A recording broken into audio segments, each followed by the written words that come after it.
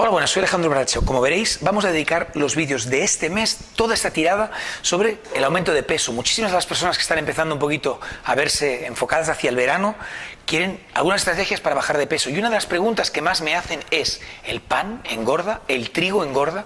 Pues bien, yo te voy a dar una información para que puedas decidir tú mismo. Más o menos alrededor de los años 80 empezaron a aparecer diferentes tipos de trigo. Nosotros hemos tenido un mismo tipo de trigo hasta los años 80, y en los años 80 más o menos el doctor Norman Warlock lo que hizo es un trigo genéticamente diseñado que tenía un poquito la cabeza, la espiga del trigo muchísimo más alta. Sabemos que el trigo de forma natural es un trigo que más o menos la planta llega a la altura del hombro de la cabeza de un adulto normal.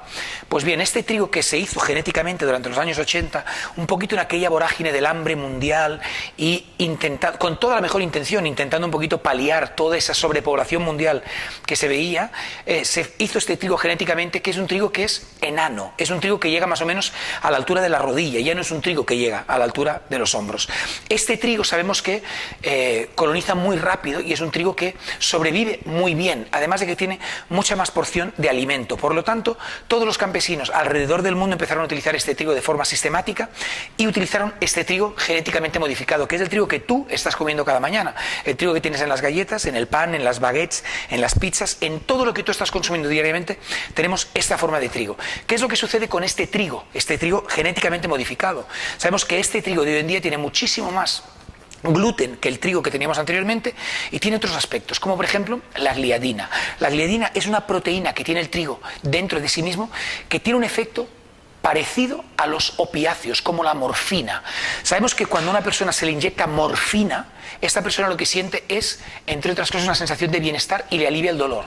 Pues bien, cuando una persona come este trigo genéticamente modificado, no tiene ese efecto para el dolor, pero tiene otro efecto que generan los opiáceos, que es un aumento del apetito. Sabemos que cuando una persona come trigo, lo que tiene es una incapacidad de inhibir el apetito. ¿Qué significa eso? Significa que cuando una persona come trigo, no sabe cuándo está saciado, activa estos receptores en el cerebro, que están probados científicamente, donde esa persona a lo largo del día tiene más hambre. Por lo tanto, ya tienes una de las cosas que son negativas del pan genéticamente modificado, que es el que estamos consumiendo hoy en día, que es que aumenta mucho la sensación de hambre. Luego tenemos el segundo aspecto, que es la amilopectina. Sabemos que esto es como una especie de azúcar compuesto que tiene el pan, y esta amilopectina que tiene el trigo genéticamente modificado es una sustancia que provoca muchísimos hinchazones, muchísima diarrea.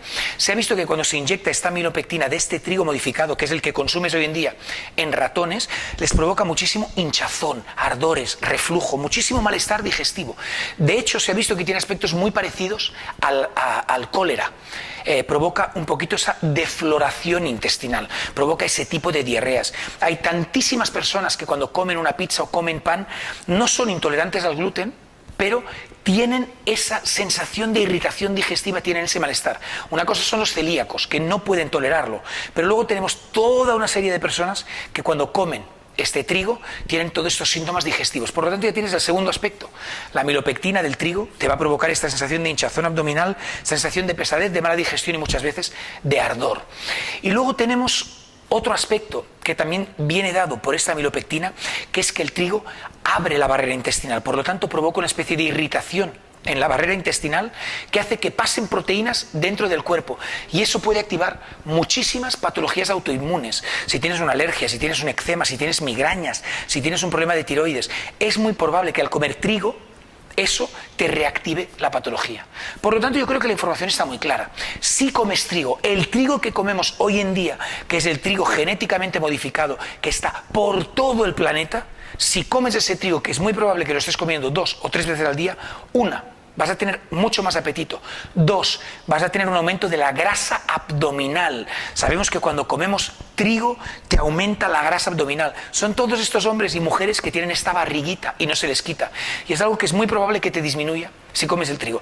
Y la tercera es que vas a reducir totalmente todos estos síntomas digestivos. Por lo tanto, te voy a dar una sencilla clave si quieres perder peso este verano. Reduce totalmente el trigo. Puedes sustituirlo por cereales como el arroz o el camut o la quinoa o la espelta o el trigo sarraceno. El trigo sarraceno concretamente es uno maravilloso junto con el arroz. Pero si quieres bajar un poquito más de peso, elimina los cereales de tu dieta y verás cómo bajas de peso. Sin más, te doy esta información que a lo largo de los años he visto muy eficaz, y recordarte que hoy en día posiblemente el alimento más patológico y negativo que puedas comer para el cuerpo y para perder peso sea el trigo. Sin más, nos vemos en el camino.